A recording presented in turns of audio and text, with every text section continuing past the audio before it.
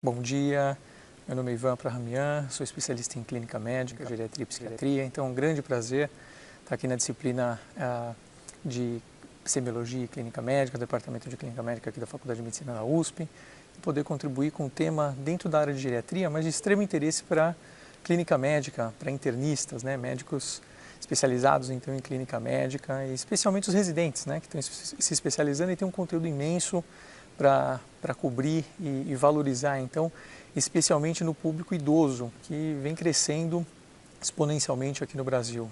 Então, obviamente, se nós esperarmos que os geriatras cuidem dos idosos, todos os formandos deveriam fazer geriatria. E os clínicos têm um papel extremamente importante na saúde do adulto, e o idoso nada mais é do que pertencente à população adulta. Então, nós vamos falar sobre fragilidade em idosos, ou síndrome da fragilidade. E qual é a definição, então, da síndrome de fragilidade ou fragilidade em idosos? Ela foi operacionalizada em 2001 e ela começou a ser conversada desde a década de 90. Aqui a gente pode ver no slide o primeiro artigo original, datado de 2001, foi um estudo norteado ali pela Johns Hopkins, um estudo de corte de 7 anos de duração, e se tentou operacionalizar, então, a definição de síndrome de fragilidade. Eu aqui coloco nessa caixa preta o trecho original do artigo, para nós vermos a definição. Nada mais é a fragilidade do que uma síndrome de uma baixa reserva funcional devido a um declínio de múltiplos sistemas orgânicos ou fisiológicos, com um detrimento, então, na nossa capacidade homeostática a lidar com o estresse. Ou seja, nada mais é, se nós formos ver essa definição, do que um estado de vulnerabilidade, no qual aquele indivíduo idoso, em determinado momento, vamos dar alguns exemplos aqui, uma infecção urinária, uma desidratação, ele acaba tendendo a não saber lidar com o estresse em termos orgânicos, homeostáticos, e ele pode culminar a desfechos adversos, como morte, hospitalização, perda funcional, instituição de longa permanência, entre outros eventos que são marcantes e muito negativos, tanto para a clínica médica quanto para a geriatria.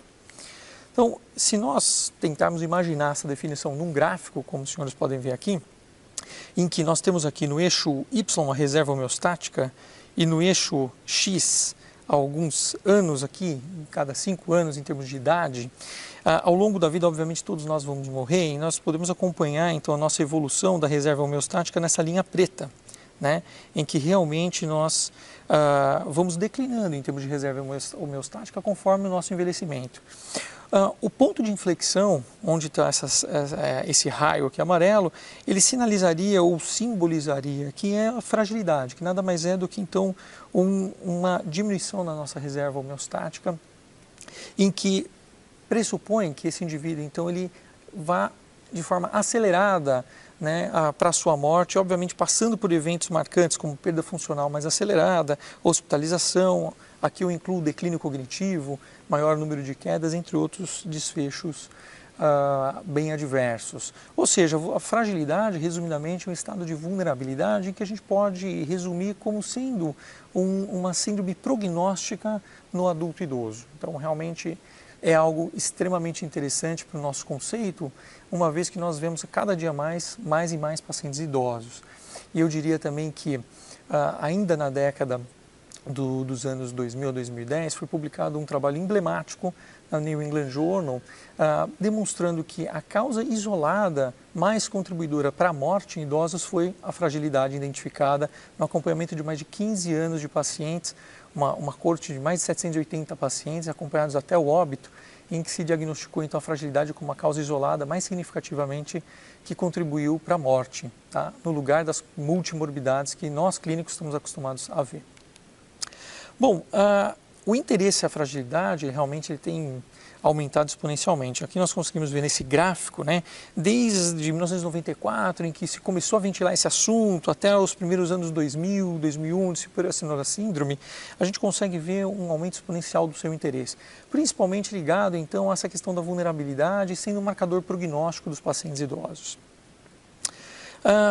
Basicamente, então, quem são frágeis? Então, para nós clínicos, o interessante é fazer o diagnóstico. Então, como que a gente vai conseguir identificar esse estado de vulnerabilidade para a gente tentar fazer alguma intervenção? Eu vou citar brevemente a questão da intervenção, não é o nosso objetivo principal na aula, mas eu vou tecer um pouquinho algum comentário sobre isso no final. Mas quem são os idosos frágeis? Aqui a gente tem algumas ilustrações, né? Então, um idoso aqui no canto inferior esquerdo com extrema caquexia, uma idosa na tela superior direita ali com 102 anos, extremamente frágil, internada, com delírio, já tem uma demência. Obviamente, qualquer um de nós, olhando esses pacientes, vai falar, bom, esse paciente deve ser frágil, mas não é tão simples assim. Se nós voltarmos no estudo original de 2001, liderado pela Linda Fried, que foi uma pioneira no campo da fragilidade em idosos, nós conseguimos ver esse diagrama de Venn, que ele é muito ilustrativo na definição e no impacto da fragilidade. Nós conseguimos ver aqui que nem todos os idosos com 2 ou mais doenças, nem todos os idosos com perda funcional são frágeis. Nós conseguimos ver aqui que existe um conglomerado expressivo de 26,6% de idosos que não têm multimorbidade, não têm perda funcional e têm definição de fragilidade. Ou seja, como é que esses idosos então são frágeis? Passados todos esses anos, mais de 15 anos de pesquisa em fragilidade, eu poderia resumidamente dizer para vocês que ela é uma síndrome multietiológica, né, ou multifatorial. Eu fiz aqui uma pequena lista com algumas referências de literatura em diversos fatores que contribuem para a fragilidade. Mas eu diria hoje, se vocês olharem com carinho para essa literatura, que desde fatores sociais, psicológicos, econômicos, até multimórbidos, funcionais, contribuem para a fragilidade. Na verdade, isso reforça a definição não da fragilidade como uma doença que vai receber um código CID-10, mas sim um estado de vulnerabilidade, um estado prognóstico. Eu, como ainda exerço muito a clínica médica, valorizo muito a clínica, para mim essa definição ela é marcante. A fragilidade para mim é um marcador prognóstico, né? Então é um alerta em que aquele paciente na minha frente ele requer cuidados especiais, em que o risco para um evento adverso mais grave ele é extremamente expressivo. Bom, finalmente, como nós vamos diagnosticar a fragilidade, né? A gente está falando tanto da fragilidade, realmente nós temos que diagnosticar de alguma forma. Para falar do diagnóstico, nós temos que falar então sobre os 2 modelos mais aceitos na literatura sobre a definição da fragilidade, sobre o diagnóstico da fragilidade. Fragilidade não é um assunto simples, tanto é que nós temos 2 modelos principais. E eu sempre brinco com vocês, quando a gente tem mais de uma definição ou mais de um modelo tentando explicar algo em medicina, é porque este assunto não é bem entendido. Basicamente, à nossa esquerda, nós vemos aqui a foto da Linda Fried, né, com um modelo chamado fenotípico, o modelo original, datado de 2001, né, em que a fragilidade é vista através de 5 critérios, como vocês conseguem ler, né, são critérios físicos: lentificação de marcha, fraqueza muscular, perda de peso, exaustão e inatividade física. Então, basicamente, a fragilidade é vista pela Linda Fried e todos aqueles que aceitam a sua definição com um modelo fenotípico, ou seja, um fenótipo, algo que nós conseguimos perceber ou lembrar disso ao examinar, ao avaliar um paciente, ou seja, um construto muito físico. À nossa direita, nós temos o outro modelo biológico da fragilidade, um modelo de acúmulo de déficits, um modelo canadense, né, liderado pelo Kenneth Rockwood, também entre 2001 e 2005. Esse modelo é um modelo extremamente interessante para nós clínicos. É um modelo em que olha a fragilidade através dessa gênese multifatorial, né? Então, em que se extraiu esse modelo derivado de uma corte de mais de 10 mil pacientes, em que se avaliou múltiplos fatores, exatamente esses que eu falei, desde fatores sociais funcionais até fatores clínicos, sinais, sintomas. Quando a gente fala de sinais e sintomas para a clínica médica, isso faz o nosso olho brilhar, porque realmente os bons clínicos são aqueles que investem muito em exame clínico, norteado em uma boa anamnese, um bom exame clínico. Então, realmente, eu acho que o acúmulo de déficits, aqui é a minha opinião totalmente pessoal, realmente é algo um pouco mais palpável para nós clínicos. E que nessa definição, então, múltiplos fatores vão caracterizar a fragilidade. Nós vamos ver isso um pouco mais a seguir. Então, o segundo modelo da Linda Fried, como nós podemos ver, eu não vou entrar em grandes detalhes, porque o modelo da Linda Fried usa dinamômetro, que realmente não é muito presente no universo dos clínicos. Depois eu vou dar um instrumento muito mais fácil para nós na clínica médica implementarmos na nossa prática cotidiana, extremamente rápida.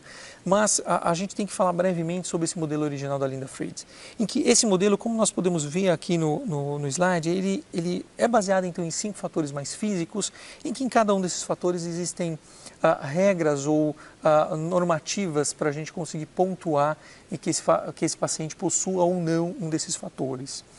A fragilidade ela é definida como a presença de 3 ou mais desses fatores. E a pré-fragilidade, ou seja, aquele estado intermediário entre o idoso robusto, o idoso normal, né, o idoso fisicamente bem, para até a fragilidade, o que nós chamamos de pré-fragilidade, são aqueles idosos que têm 1 a 2 desses fatores. Então, basicamente, nós conseguimos, na visão da fragilidade, ver 3 grupamentos distintos de pacientes idosos, aqueles robustos ou normais, aqueles pré-frágeis ou no estado intermediário, naquele estado que nos remete a um grau de alerta, como se fosse os pré-diabéticos ou aqueles pacientes com alguns fatores de síndrome metabólica, em que nós vamos ter um alerta a mais. Ele não tem ainda o diagnóstico, mas nós temos que ficar de olho nesse paciente.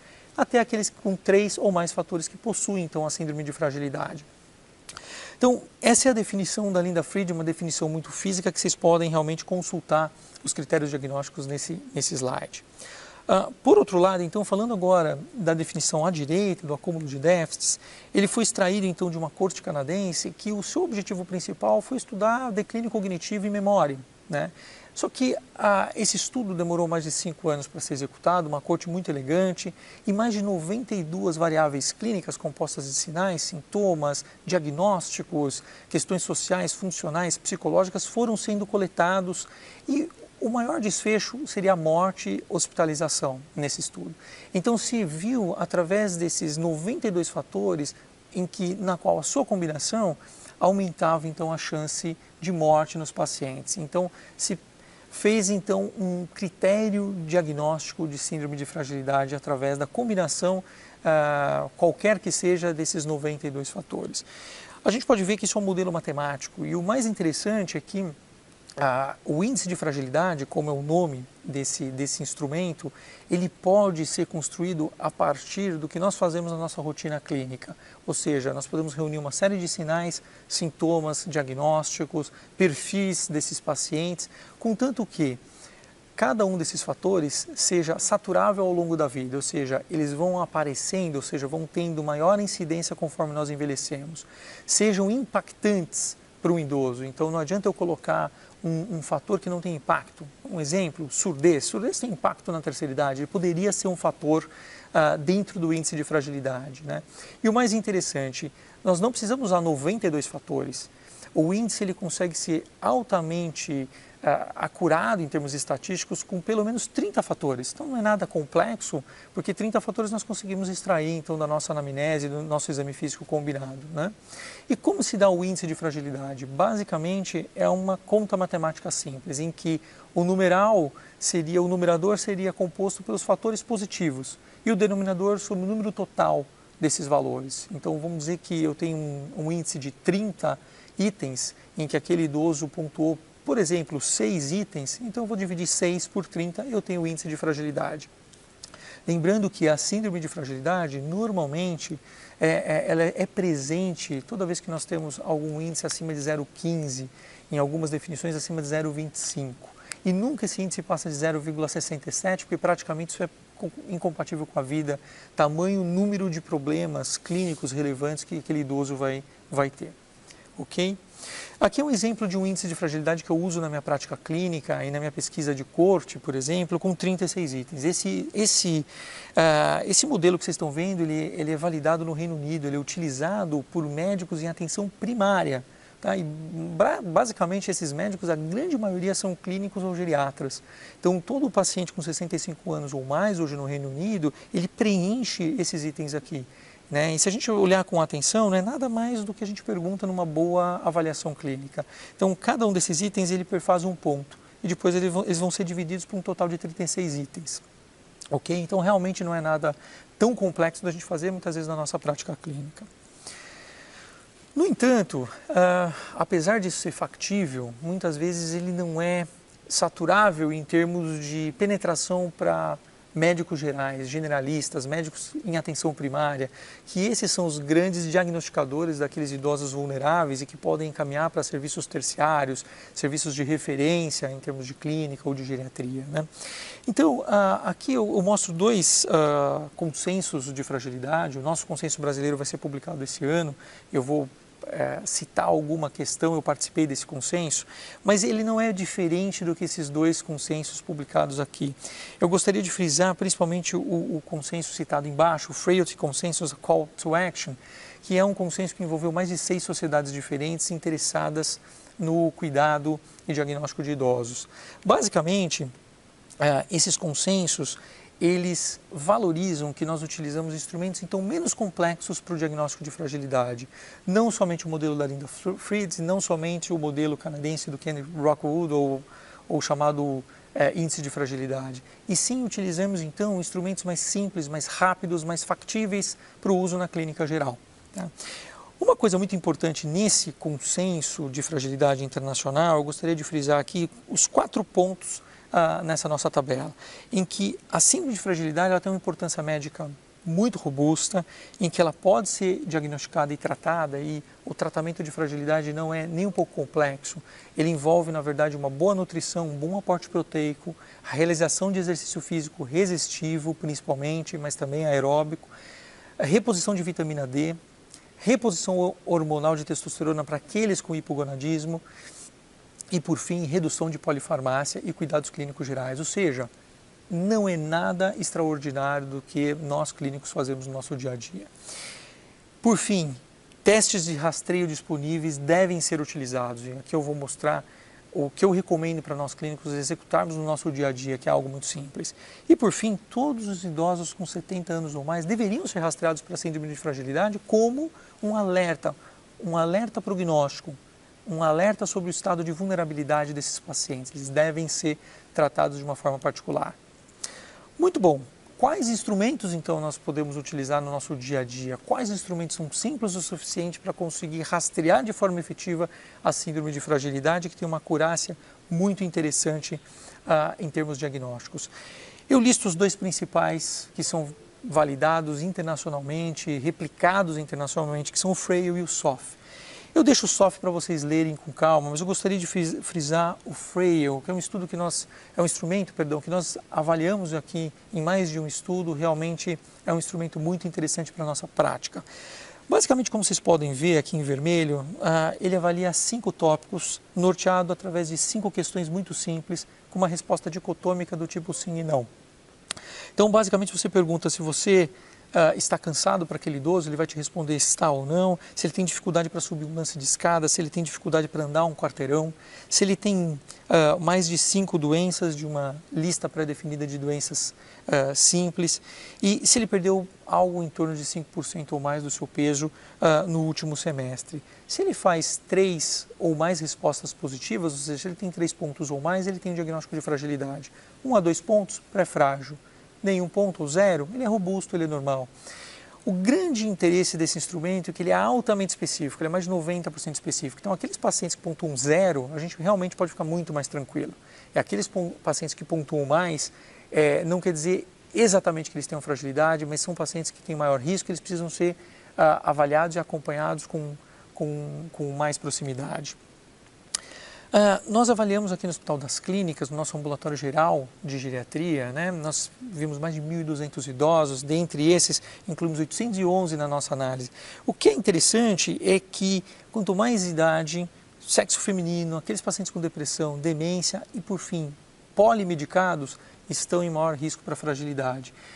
Falar em demência e fragilidade é algo muito palatável, um pouco óbvio para nós, mas eu gostaria de chamar a atenção naqueles idosos, então, deprimidos ou com sintomas depressivos relevantes, que muitas vezes passam desapercebidos no nosso serviço, e aqueles polimedicados, lembrando que a polifarmácia aqui definida é com aquele idoso com 5 ou mais drogas prescritas em uso corrente. Então, esses pacientes, eles precisam nos chamar a atenção, porque eles têm um risco bem expressivo para a fragilidade. Eu gostaria aqui de defender ainda a Frail, que é um instrumento tão simples, são 5 perguntas simples, a gente faz em 15 segundos, 20 segundos esse instrumento, ou seja, um instrumento que dá para a gente implementar na nossa prática clínica, mas apesar de ser simples, nós construímos um modelo estatístico que nós conseguimos ver que, apesar da simplicidade desse instrumento, ele consegue ter parâmetros muito bem definidos. A gente consegue ver algo de performance muito física, de resistência muscular e deambulação, e algo que perfaz muito mais uma condição de saúde geral, perfazendo aqui os itens de fadiga, perda de peso e multimorbidade. Então é um instrumento que basicamente ele tem alguns fatores dos critérios fenotípicos da Linda Fried e alguns fatores do índice de fragilidade do Kenneth Rockwood. Então é um instrumento simples, mas aparentemente muito eficaz na nossa prática clínica cotidiana. Ainda aqui no Hospital das Clínicas, dentro do ambiente do Hospital Dia, nós conseguimos, através de 12 meses de acompanhamento, comparar então esse instrumento Frail com o seu par, vamos dizer assim, em termos de simplicidade, o SOF, e o instrumento dito, vamos dizer assim, de referência, o CHS, que é o instrumento da Linda Fried, o modelo fenotípico. Eu gostaria de chamar a atenção para os dois círculos aqui em vermelho, né? O último item, morte. Por que morte? Morte é o cenário catastrófico para nós clínicos, geriatras. Então, é o cenário, o evento adverso final mais grave. Vejam só a sensibilidade e especificidade do instrumento Frail comparado ao SOF e ao CHF. E eu gostaria que vocês olhassem na coluna à nossa direita. Não há diferença significante em termos de acurácia no diagnóstico preditivo de morte, comparando esses três instrumentos. Ou seja, é um instrumento simples, mas que ele tem uma robustez comparada em termos prognósticos com instrumentos muito mais complexos para ser executados no nosso dia a dia. Por fim, eu gostaria só de chamar a atenção pela importância então de fragilidade. Eu gostaria então de frisar a importância atual desse assunto. Em termos de prevalência, é algo que nos assusta um pouco, né? Eu gostaria de mostrar aqui esses achados de uma revisão sistemática conduzida pela Rose Collard, envolvendo a América do Norte, Europa e Oceania em termos de prevalência de fragilidade. Nós conseguimos olhar, então, aqui que a prevalência em termos de efeito combinado, aqui é de 9,9% se nós levarmos os critérios de Fried e 13,6% nos idosos se nós olharmos diversos critérios diferentes para a síndrome de fragilidade, ou seja, algo extremamente expressivo. E no nosso ambiente, aqui mais na América Latina e no Brasil, nós temos uma outra revisão sistemática que mostra então que no nosso ambiente, eu vou frisar especialmente aqui no Brasil, liderado aqui por 12 estudos, né, meta-analisados aqui, 17,9% de prevalência, algo extremamente expressivo em que, no meu conhecimento, talvez a gente não chegue a 17,9%, especialmente no nosso estado aqui em São Paulo, mas no mínimo nós estamos em torno de 10%. E 10% para nós clínicos é algo extremamente prevalente, algo extremamente significativo. Por fim, em termos prognósticos, eu gostaria então de reforçar aqueles idosos, desde o seu estudo original em 2001, liderado pela Linda Fried, a gente consegue observar que aqueles idosos frágeis, eles têm um maior risco de morte. A gente consegue ver aqui 63% a mais de risco de morte naqueles indivíduos frágeis, né, ao longo desses anos aqui de acompanhamento. Para encerrar a questão sobre prognóstico, eu deixo então aqui os desfechos principais observados nos melhores estudos de corte que avaliaram fragilidade. Nós podemos observar aqui vários desfechos de interesse, como quedas, piora funcional, hospitalização, admissão em home care, morte. E eu deixei aqui circulado em vermelho, né, alguns desses riscos aumentados para aqueles idosos de fragilidade comparado aos não frágeis. De forma significativa, aqueles idosos frágeis, eles realmente, de uma forma geral, eles vão pior em quase todos esses desfechos adversos, razão pela qual, então, reforça o diagnóstico precoce da síndrome de fragilidade. Para terminar, eu gostaria de deixar, então, aqui uma sugestão de fluxo para o diagnóstico de fragilidade em idosos, né? Então, isso, gostaria de frisar que é a minha visão como estudioso do assunto, isso não é algo consensual, isso perfaz prática, perfaz estudo e há uma visão muito particular. Eu gostaria então de dar a seguinte sugestão. Aqueles pacientes então com 70 anos ou mais, estabelecendo um corte de mais de 10 anos para o nosso diagnóstico de idosos no Brasil, né? Aqueles pacientes então com 70 anos ou mais, eles deveriam ser rastreados através de um instrumento como o Frail, por exemplo, na sua versão validada aqui no Brasil. Caso positivo, esses pacientes, como eles não têm uma sensibilidade tão alta, eles deveriam entrar num fluxo em que ele seja avaliado por pelo menos um índice de fragilidade que seja. Mas eu gosto do critério fenotípico da Linda Fried, ótimo, pode fazer isso também. Eu só estou recomendando o índice de fragilidade porque eu acho que ele tem uma acurácia melhor e ele é mais abrangente. Agora, aqueles idosos em que, independente da idade, mas há apresentações sugestivas de fragilidade, o que é isso, né? A gente não falou apresentação sugestiva de fragilidade até aqui. Mas é muito simples em termos clínicos nós imaginarmos as apresentações sugestivas. Aqueles idosos que persistem com queixas inespecíficas, múltiplas queixas, infecções recorrentes, um exemplo aqui, infecção urinária, delírios recorrentes, aqueles pacientes que já têm algum declínio cognitivo, aqueles pacientes que têm depressão ou sintomas depressivos razoáveis, em que há um impacto funcional. Então, esses pacientes, eles deveriam ser rastreados.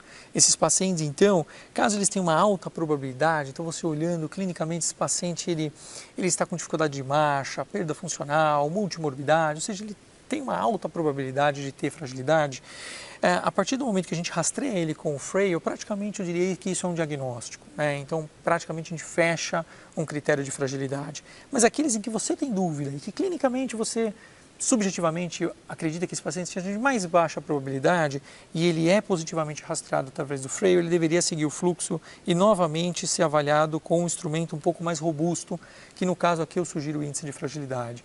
Eu acho que com isso a gente consegue atuar preventivamente muito bem, muito simples na identificação daqueles idosos mais vulneráveis. Concluindo, então, eu gostaria de deixar algumas mensagens finais. A síndrome de fragilidade, como nós podemos ver, ela atinge aqui uma média heterogênea, variável, e que eu diria que para nós, em termos conceituais, deveria ser em torno de 10% dos nossos idosos aqui em termos de Brasil.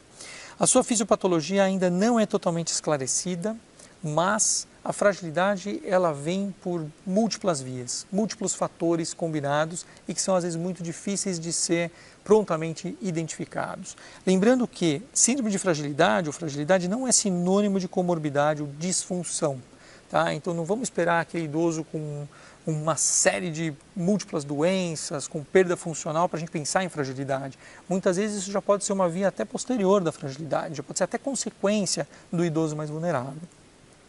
O diagnóstico pode ser muito simples e leva aqui no máximo a 1 minuto, 1 minuto e meio, né? Eu diria que menos de 1 minuto. Se a gente tem prática no uso do Frail, a gente tem menos de 1 minuto de duração desse instrumento, ou seja, algo irrisório para a nossa prática clínica. Em termos práticos, então, usar instrumentos simples como o Frail ou o SOF, né? Então eu defendo o Frail porque ele ainda é mais simples, a gente consegue fazer isso à beira do leito, enquanto o SOF a gente não pode, às vezes, que o paciente levante e a gente não consegue aplicar esse instrumento. Por fim, nós temos que validar instrumentos simples em estudos populacionais aqui no Brasil, né? Isso é uma ação que nós deveríamos fazer, eu faço atualmente isso. E é uma ação que eu gostaria de ver em outros centros também. Então isso realmente é algo que nós temos que defender, né? Estudos nacionais. E por fim, 2 mensagens importantes. A gente deveria validar instrumentos simples nos estudos aqui no Brasil, eu acho que a gente tem que desenvolver instrumentos nacionais. E validar também instrumentos em estudos de intervenção. Isso na literatura internacional é muito pobre. Isso é uma coisa que é carente em termos de mundo inteiro e não só do Brasil. Então, realmente, a gente pode ter um passo na frente se a gente tentar fazer estudos de intervenção nesses idosos e validar essas escalas instrumentais em termos de resultados dessas intervenções. Ok? Mais uma vez, eu gostaria de agradecer o convite para a aula de hoje. Espero que vocês aproveitaram. Eu sei que tem vários conceitos que muitas vezes são um pouco diferentes para a clínica médica, mas eu acho que esse mundo importante da geriatria, ele não é restrito da geriatria, e sim de bons clínicos. Bom dia, muito obrigado.